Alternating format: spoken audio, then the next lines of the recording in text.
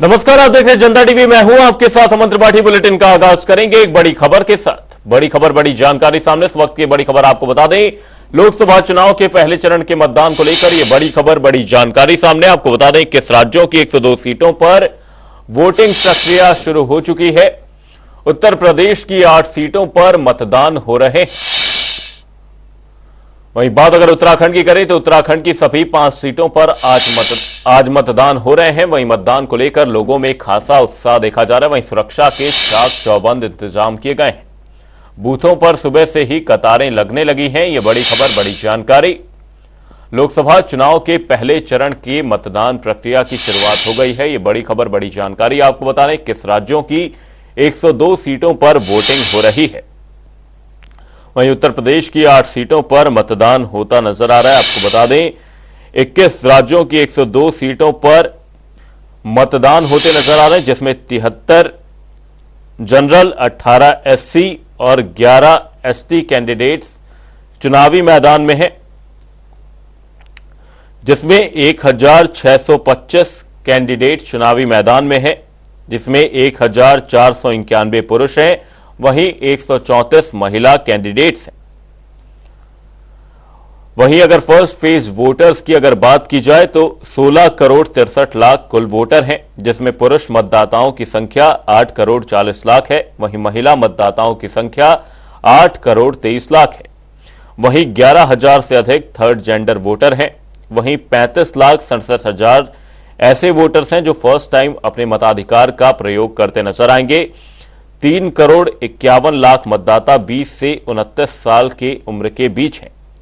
वहीं 14 करोड़ 14 लाख 14 हजार से अधिक ऐसे मतदाता हैं जिनकी उम्र 85 साल से अधिक है। वहीं 13 लाख 89 हजार दिव्यांग वोटर्स भी अपने मतदान का इस्तेमाल करते नजर आएंगे। आपको बता दें इसी बीच पीएम मोदी ने एक्स पर पोस्ट कर मतदान करने की अपील की है। पीएम मोदी ने कहा, मतदान जरूर करें और वोटिंग का नया रिकॉर्ड बताएं। बड़ा उत्सव आज से शुरू हो रहा है। लोकसभा चुनाव के पहले चरण के मतदान में 21 राज्यों और संघ शासित प्रदेशों की 102 सीटों के लिए वोट डाले जाएंगे। इन सभी सीटों के मतदाताओं से मेरा आग्रह है कि वे अपने मताधिकार का प्रयोग करें और वोटिंग का नया रिकॉर्ड बनाएं। पहली बार वोट देने जा रहे युवा साथियों से मेरी यह विशेष अपील है कि वे भारी संख्या में मतदान करें। लोकतंत्र में हर वोट कीमती है और हर आवाज का महत्व है। इसी बीच सीसी राजीव कुमार का भी बयान सामने आया। उन्होंने कहा कि चुनाव के लिए हमने 2 साल पहले से ही तैयारी शुरू कर दी थी। ईवीएम सुरक्षा घेरे के बीच पोलिंग स्टेशंस पर पहुंची है। पोलिंग बूथों पर ईवीएम को पहुंचाया गया है। वहीं 21 राज्यों की 102 सीटों पर वोटिंग होती नजर आ रही है। अगर 21 राज्यों की 102 सीटों की डिटेल की अगर बात करें तो तमिलनाडु की सभी 39 सीटों पर आज मतदान होते नजर आएंगे। राजस्थान की 12, जिसमें गंगानगर, बीकानेर, चूरू, झुंझुनू, सीकर, जयपुर ग्रामीण, जयपुर, अलवर, भरतपुर, दौसा, करौली, धौलपुर और नागौर की सीट शामिल है। वहीं उत्तर प्रदेश की 8 सीटों पर मतदान होते नजर आएंगे, जिसमें सहारनपुर, कैराना, मुजफ्फरनगर, बिजनौर, नगीना, मुरादाबाद, पीलीभीत और रामपुर की सीट शामिल है। मध्य प्रदेश की 6 सीटों पर मतदान होते नजर आएंगे, जिसमें सीधी, शहडोल, जबलपुर, मंडला, बालाघाट और छिंदवाड़ा की सीट शामिल है। वहीं उत्तराखंड की सभी 5 सीटों पर मतदान होते नजर आएंगे, जिसमें टिहरी, गढ़वाल, अल्मोड़ा, नैनीताल, उधम सिंह नगर और हरिद्वार की सीट शामिल है। उत्तराखंड की सभी 5 सीटों पर मतदान होते नजर आएंगे। वहीं बिहार की 4 सीटें, जिसमें औरंगाबाद, गया, नवादा और जमुई की सीट शामिल है। पश्चिम बंगाल की 3 सीटों पर वोट डाले जाएंगे, जिसमें कूच बिहार, अलीपुरद्वार और जलपाईगुड़ी की सीट शामिल है। इसी खबर पर हमारे सहयोगी यशराज आनंद तमाम जानकारी के साथ हमारे साथ जुड़े। यशराज, आपसे जानना चाहूंगा, पोलिंग बूथों पर किस तरह के इंतजाम देखे जा रहे हैं सुरक्षा के लिहाज से, साथ ही मतदाताओं में किस तरह का उत्साह आप देख पा रहे हैं लोकतंत्र के महापर्व को लेकर? जी बिल्कुल, मैं सबसे पहले बताना चाह रहा हूं कि आज लोकतंत्र के महापर्व की शुरुआत हो चुकी है। वहीं इस महापर्व में लोग अपने मतदान का प्रयोग करने के लिए पूरी तरीके से जागरूक नजर आ रहे हैं। यदि बात की जाए उत्तराखंड की राजधानी देहरादून की, तो देहरादून में लगातार मतदाताओं की संख्या में वृद्धि होती जा रही है और लगातार आप देख रहे हैं मेरे पीछे मतदान स्थल पर किस तरीके से मतदाता आ रहे हैं और सुबह 7 बजे से ही मतदाता अपने मतदान का उपयोग कर रहे हैं। लगातार मतदाता यहाँ पर आ रहे हैं, मतदान का उपयोग कर रहे हैं और साथ ही साथ सबसे बड़ी बात यह है कि यहाँ पर मतदान करने जो आ रहे हैं इसमें युवा भी हैं, बुजुर्ग भी हैं, महिलाएं भी, सभी कोई शामिल है। तो यहाँ पर जो मतदान इस बार किया जा रहा है ये पूरी तरह के उत्साह के साथ किया जा रहा है, उत्सुकता के साथ। यहाँ पर चूंकि कई युवा वर्ग ऐसे हैं जो पहली बार अपने मतदान का उपयोग कर रहे हैं, तो इस प्रकार से आप देखें किस तरीके से यहाँ पर पोलिंग बूथ है, यहाँ पर जहां पर आप देख रहे हैं यहाँ लोग खड़े हैं, मतदान का प्रयोग कर रहे हैं और कुछ यहाँ पुलिसकर्मी भी जैसा कि देख रहे हैं आप तैनात हैं। यहाँ पर अर्धसैनिक बल के जवान भी वहां पर तैनात नजर आ रहे हैं जो पूरी तरीके से मुस्तैद हैं और पूरी तरीके से वो अपनी ड्यूटी में तत्परता से लगे हुए हैं। वहीं यदि बात की जाए मतदान स्थल पर, तो देख रहे हैं मतदान स्थल भी यहाँ पर बिल्कुल शांत है। यहाँ पर पूरी तरीके से व्यवस्था की गई है। लोग यहाँ पर, लोगों का तांता लगा है, कुछ महिलाएं हैं जो यहाँ पर मतदान करने आए। चूंकि सुबह का समय है तो सुबह के समय में सबसे बड़ी बात लोग आते हैं। गर्मी भी यहाँ पर आज काफी ज्यादा गर्मी है, लेकिन सुबह के समय लोग आकर के अपने मतदान का उपयोग कर रहे हैं। वहीं हमारे साथ कुछ लोग हैं, उनसे भी बातचीत कर रहे हैं। सर, सबसे पहले आप जो मतदान का उपयोग कर यहाँ पर आए सुबह सुबह है,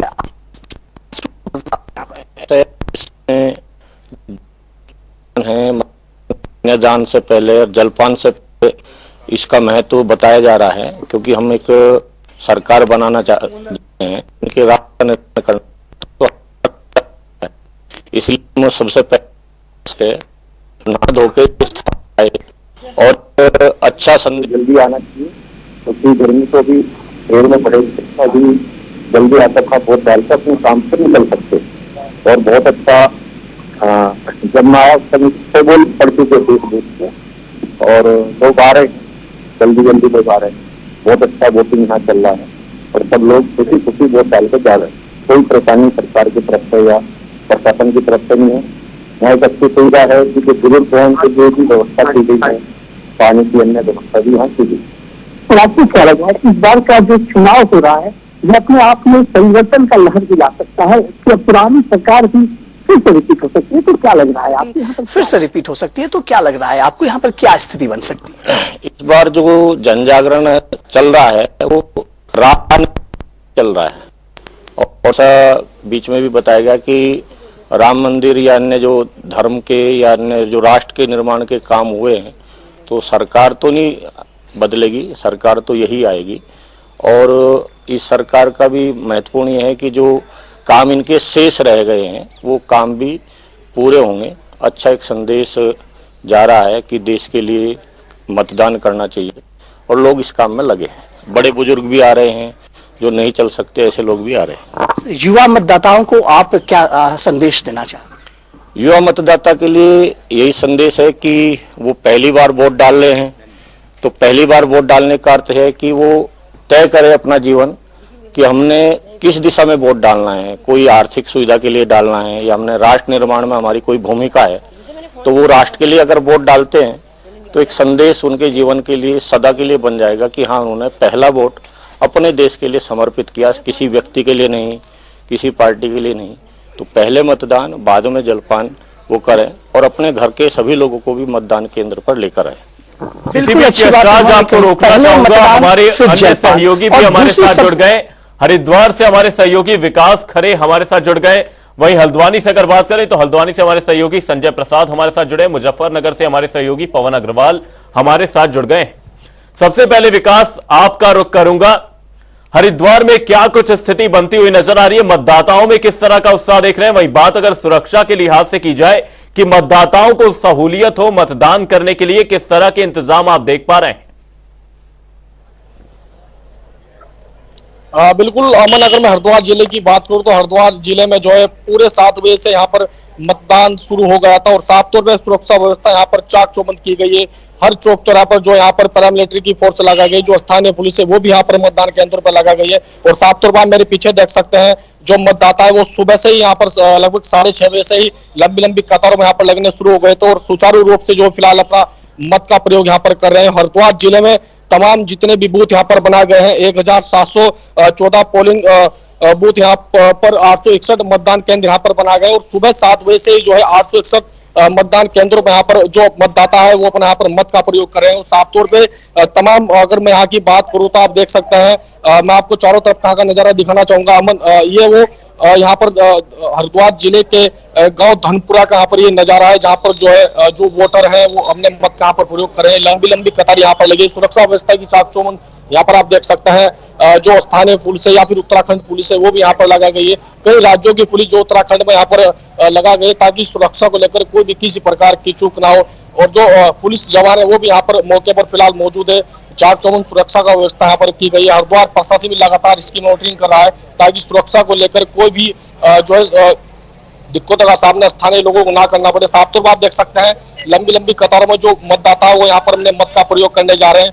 और कहीं न कहीं 7 बजे से जिस तरह से यहाँ पर जो है मतदाता यहाँ पर पहुंचे, तो कहीं न कहीं जो भीड़ है वो यहाँ पर भीड़ का नजारा साफ तौर पे आप देख रहे हैं। कहीं न कहीं जो स्थानीय निवासी है वो भी अपने मत का प्रयोग यहाँ पर करना चाहते हैं, इस लोकतंत्र के महापर्व का हिस्सा बनना चाहते हैं। ऐसे में हरिद्वार पुलिस लगातार यहाँ पर मुस्तैद है, जो प्रशासन है वो भी लगातार मॉनिटरिंग कर रहा है ताकि जितने भी मतदान केंद्र यहाँ पर बने गए हैं कहीं न कहीं सुचारू रूप से यहाँ पर मतदाता अपने मत का प्रयोग कर सके। अमन, मुजफ्फरनगर से हमारे सहयोगी पवन अग्रवाल भी हमारे साथ लगातार जुड़े हुए हैं। पवन जी, आपसे जानना चाहूंगा, उत्तर प्रदेश वो राज्य है जहां से दिल्ली का रास्ता होकर गुजरता है, दिल्ली का रास्ता उत्तर प्रदेश ही तय करता है, तो ऐसे में मुजफ्फरनगर में किस तरह का उत्साह जनता के बीच देख पा रहे हैं लोकतंत्र के महापर्व को लेकर?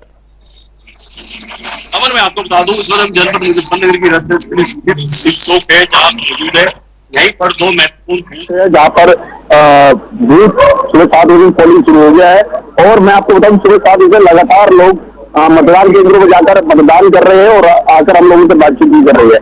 अभी तक तो जो लोगों में जोश है वो सुबह का बना हुआ है, तो फिर उसके बाद 12 बजे बाद थोड़ी धूप हो जाएगी तो थोड़ा सा स्लो पोलिंग हो जाएगा। लेकिन अभी तक तो जोश है, लोग ने, महिलाएं, पुरुष लगातार जो बड़े बुजुर्ग है वो मतदान स्थलों पर जा रही है मतदान करने के लिए। अमन, इसी के लिए पुलिस फोर्स की पूरी व्यवस्था की हुई है, लगातार कैंपिंग चल रही है। और अभी थोड़ी देर पहले यहाँ बसपा प्रत्याशी धारासिंह प्रजापति भी आए थे बूथ का निरीक्षण करने के लिए। अमन जी, हमारे सहयोगी संजय प्रसाद भी हल्द्वानी से हमारे साथ जुड़े हुए हैं। संजय जी, आपसे मैं जानना चाहूंगा फर्स्ट वोटर्स की भूमिका को लेकर, क्योंकि फर्स्ट टाइम वोटर्स 35 लाख से अधिक है, तो ऐसे में फर्स्ट टाइम वोटर्स की भूमिका इस लोकतंत्र के महापर्व में कितनी ज्यादा अहम हो जाती है, क्योंकि उनमें उत्साह भी रहता है और साथ ही पहली बार मतदान का प्रयोग करते नजर आते हैं। जी अमन, अगर फर्स्ट टाइम वोटर्स की बात करें तो फर्स्ट टाइम वोटर्स में एक अलग ही उत्साह मतदान को लेकर देखने को मिल रहा है। आज अगर इस पोलिंग बूथ की बात करें तो अभी शुरुआत में ही सुबह 7 बजे से ही फर्स्ट टाइम वोटर जो है वो यहाँ पोलिंग बूथ पे पहुंच गया है। अभी तक लगभग 5 से 7 जो फर्स्ट टाइम वोटर्स हैं उन्होंने यहाँ अपना वोट डाल दिया है। और साथ ही साथ इसके साथ अन्य वोटर्स की, अगर रेगुलर वोटर्स की बात की जाए जिसमें वृद्धजन भी शामिल हैं, तो पूरे उत्साह के साथ, चाहे वो बुजुर्ग हों, चाहे वो महिलाएं हों, चाहे पुरुष हों, पूरे जोश के साथ, पूरे अपने उत्साह के साथ में वो पोलिंग बूथ पे आ रहे हैं और सबसे पहले अपना मत का प्रयोग करने की जिनमें होड़ लगी हुई है। मेरे पीछे आप तस्वीरों में देख सकते हैं किस तरीके से यहाँ लाइन लगी हुई है और इन लाइन में आप देख सकते हैं किस तरीके से महिलाओं की एक अलग लाइन लगाई गई है, पुरुषों की एक अलग लाइन है। और इनके साथ साथ ही जो अन्य जो वोटर्स हैं, जो फर्स्ट टाइम वोटर्स हैं, वो भी इन्हीं लाइनों में शुमार हैं। और इसी तरीके से अन्य जो बूथ बनाए गए हैं, ये हल्द्वानी का एक बूथ है और इसमें अलग अलग जो कमरे हैं उनमें अलग अलग लाइनें लगाई गई हैं, अलग अलग जगह के ये बूथ बनाए गए हैं। और साथ ही साथ अगर फर्स्ट टाइम वोटर्स की बात करें तो फर्स्ट टाइम वोटर्स बड़े उत्साह के साथ में, बड़े जोश के साथ में पोलिंग बूथ पे आ रहा है और अपने मत का प्रयोग कर रहा है। जी अमन जी, देहरादून से हमारे सहयोगी यशराज हमारे साथ लगातार जुड़े हैं। यशराज, यहां पर 85 साल से अधिक उम्र के भी 14,14,000 मतदाता हैं जो मतदान करते नजर आएंगे। इन लोगों की भूमिका कितनी अहम हो जाती है? वहीं चुनाव आयोग की ओर से 85 साल से अधिक उम्र के मतदाताओं के लिए क्या कुछ इंतजाम किए गए कि वो सहूलियत के साथ आकर मतदान केंद्रों पर अपना मत डाल पाए? बिल्कुल, मैं सबसे पहले एक बात बताना चाह रहा हूं, जैसा कि आपने प्रश्न किया कि 85 साल से ऊपर के मतदाताओं के विषय में, तो बिल्कुल 85 साल से ऊपर के मतदाताओं के लिए सरकार विशेष रूप से सुविधा दे रही है। उनको परेशानी है तो व्हील चेयर दिया जा रहा है। व्हील चेयर को देने के कारण क्या हो रहा है कि वहां पर वो आसानी से उनको अपने मतदान स्थल तक पहुंचाया जा रहा है। और दूसरी सबसे बड़ी बात जो है कि व्हील चेयर के साथ साथ यहां पर जो है आज स्वास्थ्य विभाग की छुट्टी नहीं की गई है, यानी कि स्वास्थ्य विभाग में तमाम डॉक्टर मौजूद रहेंगे, तमाम ये स्टाफ मौजूद रहेंगे। और वहीं पर जब बात की जाती है यदि किसी को कोई परेशानी होती है तो आज निःशुल्क उपचार की व्यवस्था की जाएगी। और वहीं पर मैं आपको बताना चाह रहा हूं, आज हमारे साथ यहाँ पर मतदान स्थल पर कुछ बुजुर्ग महिला भी खड़ी हैं, कुछ बुजुर्ग महिला आई हुई हैं जो मतदान का प्रयोग करना चाह रही हैं। सुबह सुबह का ही समय है, इनको देख करके अपने आप में एक जागरूकता आती है कि जब ये इस समय मतदान करने पहुंच सकती हैं तो क्यों नहीं युवा वर्ग भी मतदान करने आ सकता है। तो मैं सबसे पहले मैम से बात करूंगा कि मैम किस प्रकार से आप किस प्रकार से यहाँ मतदान के लिए आए हैं, आपको क्या लग रहा है, कितनी आप मतदान के प्रति जागरूक और अच्छा नागरिक वही है जो अपने वोट का अच्छी तरह इस्तेमाल करे। एक वोट से भी इंसान को फर्क पड़ जाता है, इसलिए मैं सुबह सुबह आ गई हूँ। I am 85 and even then I have come. Vote देना हमारा अधिकार है और हमको देना चाहिए। हर एक को मैं अपील करूंगी कि सबको अपना अधिकार जो है प्रयोग करें और वोट आके दें। ठीक है, तो सरकार के द्वारा यहाँ सुविधाएं भी दी गई है, सुविधाएं भी दी गई हैं। मुझे को पकड़ के लाए हैं, I am so nice of them. सब पकड़ के लाए हैं। व्हील चेयर का इंतजाम है लेकिन मुझे चाहिए नहीं थी, सो एक पकड़ के मेरे को यहाँ तक पहुँचाया उन्होंने। सो नाइस ऑफ देम, बहुत अच्छा इंतजाम है। भीड़ भी कम है अभी होने वाली, इसलिए हम सुबह सुबह आ गए हैं ताकि हमको कोई धक्का वगैरह ना लगे, इसलिए हम सुबह आ गए हैं बेटे को लेके सुबह पहुँच के। Thank you ma'am.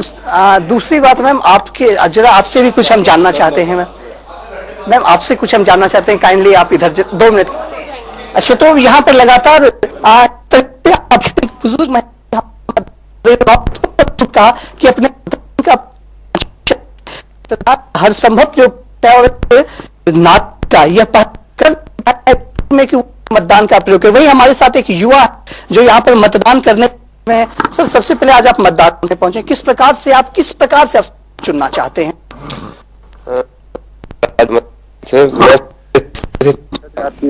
जैसे सरकार में इतना काम हुआ है, अच्छे काम हुए हैं, ये बुरे काम हुए हैं, इन तक आते हैं। इस बार भी सरकार तरक्की ही आनी चाहिए, जैसे कि आने वाली पीढ़ियों के लिए कुछ नया, कुछ नई सोच, कुछ नया बात बनना चाहिए।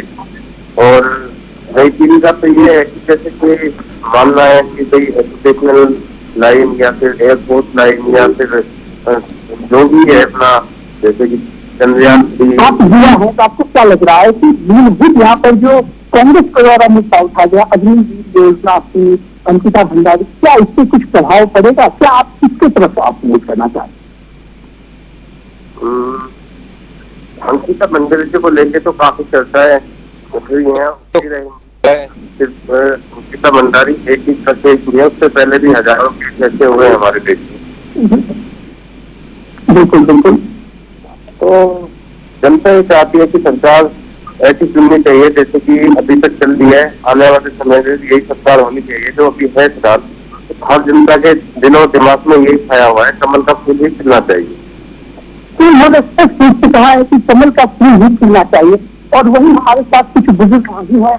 हमारे साथ कुछ बुजुर्ग भी हैं। सर, सबसे पहले तो आज आप मतदान का प्रयोग करने आए हैं, तो किस प्रकार से आपको लग रहा है कि मतदान का प्रयोग आप एक बुजुर्ग होकर कर रहे हैं? सबसे पहले तो आप युवाओं को आप क्या कहना चाहेंगे आज? युवाओं को क्या कहना चाहिए, बड़ा जरूरी है, मतदान पहले है, उनकी बात है तो उनसे पहले मतदान करने आए। सर, आज आप क्या चाह रहे हैं? आप बुजुर्ग हैं, आप बदलाव चाह रहे हैं या पूर्ववर्ती सरकार को ही रिपीट करना चाह रहे हैं? आप स्थानीय विषय से कितने प्रभावित हैं?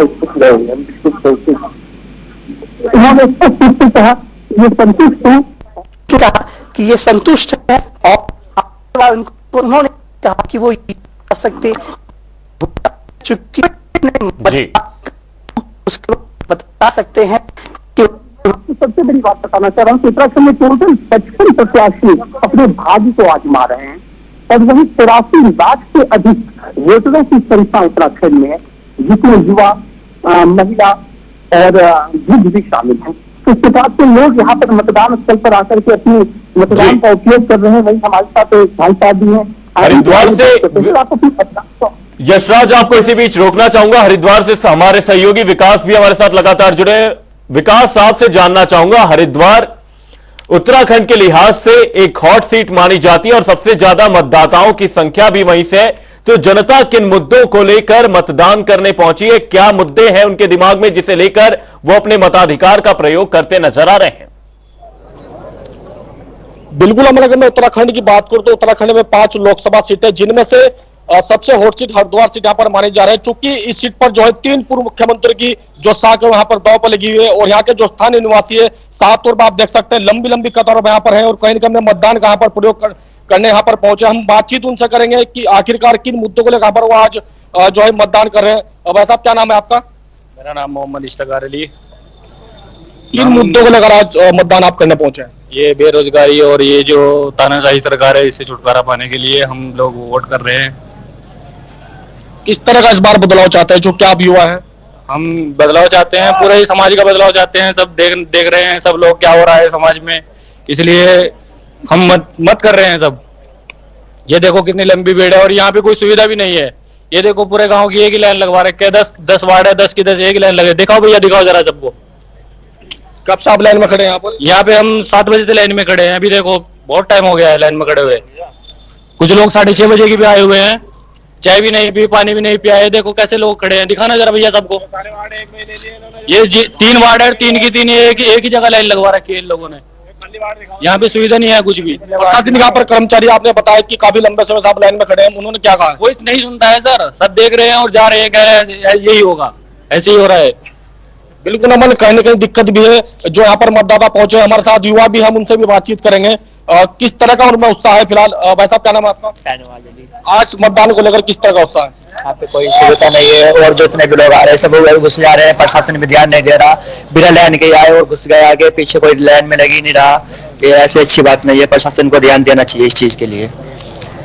बिल्कुल, कहीं ना कहीं जो मतदाता है उनको दिक्कतों का सामना यहाँ पर करना पड़ा, इस तरह के यहाँ पर जो है वो बता रहे हैं। हमारे साथ बुजुर्ग भी, हम उनसे भी बातचीत करेंगे। जी, क्या नाम है आपका? क्या नाम है आपका? कुछ कहेंगे? बिल्कुल अमन, कहने कुछ जो मतदाता कुछ वो बोलना नहीं चाह रहे हैं, लेकिन हमारे साथ और भी मतदाता, हम उनसे बातचीत करेंगे। क्या नाम है आपका? गुलशेर अहमद।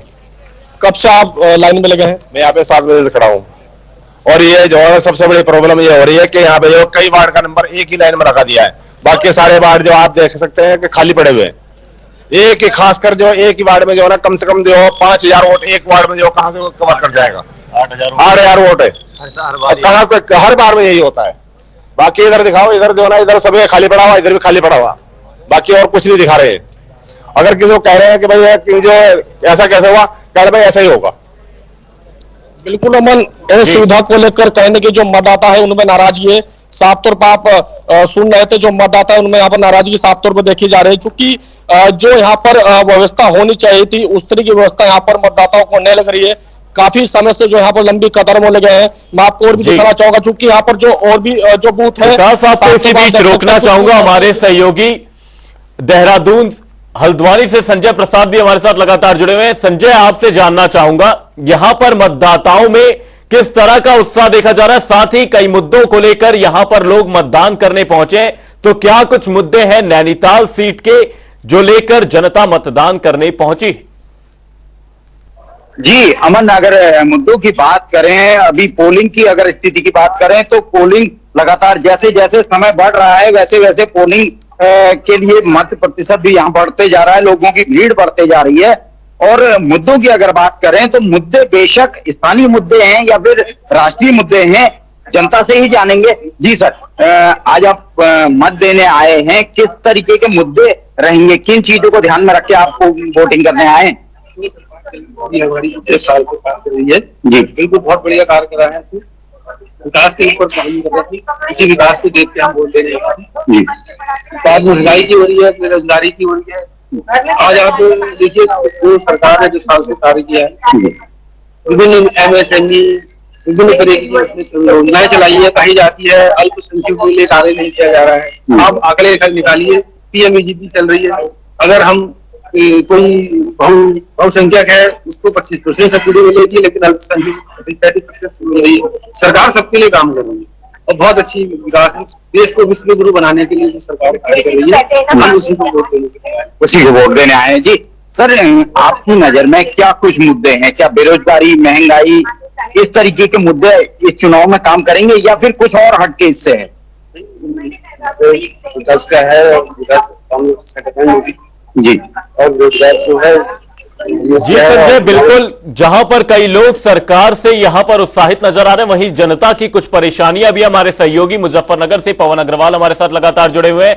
पवन, आपसे जानना चाहूंगा, मुजफ्फरनगर में लोगों के क्या कुछ मुद्दे हैं जिसे लेकर जनता मतदान करने पहुंच रही है? वहीं मतदान केंद्रों पर किस तरह के इंतजाम है? क्योंकि जैसा कि हमने उत्तराखंड में देखा, कई जगह लोग परेशान होते नजर आ रहे हैं, लेकिन कई जगह पर अच्छे इंतजाम भी किए गए कि जिससे मतदाताओं को सहूलियत मिले।